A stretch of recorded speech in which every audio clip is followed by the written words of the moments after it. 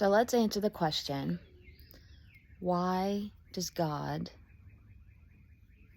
allow suffering, or does he cause suffering? When something tragic happens to someone and we can't understand why that could be a good thing, and if it's not a good thing, if God could have stopped it, why didn't he? These are all the questions that when something bad happens.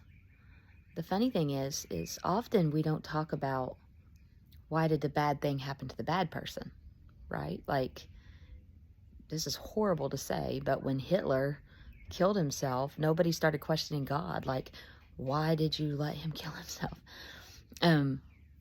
There's something in us that expects bad things to happen to bad people. Like, that's what you get. You deserve it.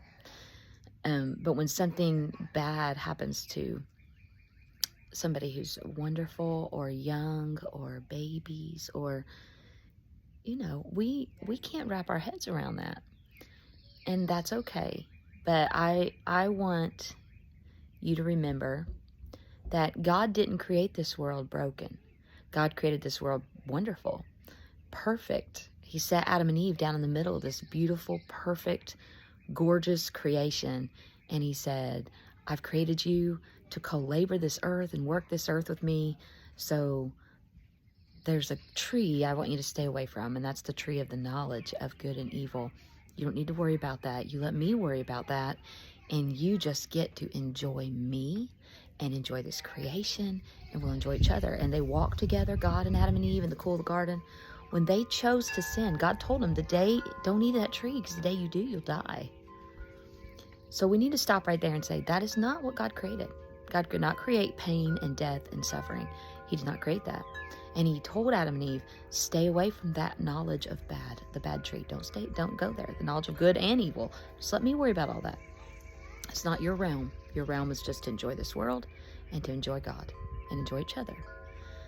And when they disobeyed, they were ashamed and they went into hiding, and death entered the world, just as God told them not to do it. So sin and suffering in a broken world happened at that time. So the Bible talks about it rains on the good and the bad. Like, it doesn't matter if you're the worst, evil, wicked person in the world. If it rains, you get the benefit of the rain. And if you're a precious, wonderful person and a flood happens in your backyard, you get the rain.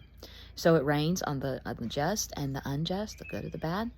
So that says this life on earth, things happen. It's not that God does it to you. It's not even that the devil does it to you. It is that it happens. Life happens. Cancer happens. Spinal cord injuries happen. Paralysis happens. Divorce happens. Addictions happen. People that we love. Car wrecks happen. Accidents happen. I mean, they are called accidents, right? So things happen. We just live in a world that has been broken by sin. And we feel that. There's a Bible verse that says even nature groans under the weight of sin of this broken world. That means if nature's groaning under the weight of the sin of this broken world, so will humans. Now, what happens when life happens is two things. God starts working so quickly to maneuver someone to his side to say, I love you, I am here for you, I will comfort you, I so understand suffering. Jesus suffered incredibly on this earth. And he says, I get it. I came to know everything you go through and everything you experience. And I took it on myself too. So I know what you're going through. And God does not like suffering. If he liked it, he would have created the world originally with it. He does not like it. And eventually we will have a new heaven and a new earth. And one of the things Revelation tells us is someday there'll be no more tears and no more crying and no more pain. Why? Because when the old things are passed away and God has established his kingdom, all that's going away again. And then he came and gave us an example of how to live during suffering. And you can set a candle out in the sunshine, or you can set a ball of Play-Doh out in the sunshine. One is going to melt and one is going to turn hard as a rock. And if you imagine the sunshine as being suffering, and then we have to ask ourselves, Am I going to be a candle and let the suffering that I endure in my life make me soft and tender towards the Lord? That's God's goal, so that God can use this suffering for his glory. He says, oh, I love to make beauty out of ashes. Yes, I can see that the brokenness of this world is trying to burn this bridge down, but oh, watch what I can do. And he can, and that's in the individual. Or Satan is fighting to make us the hard, bitter rock of Play-Doh that's unmovable, unmoldable, and unusable.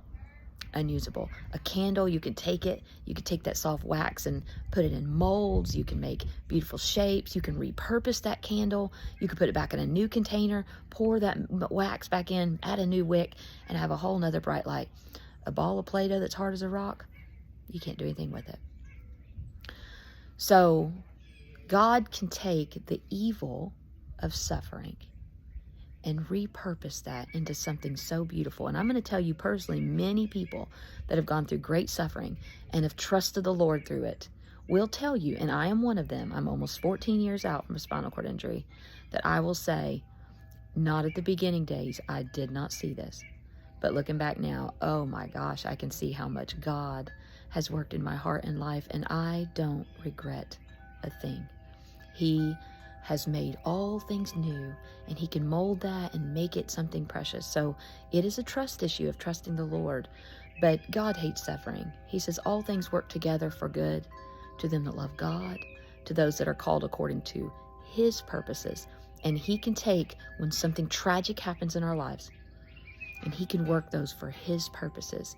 And if we just trust him, then you can start seeing down the road the value of what the Lord has done in your life.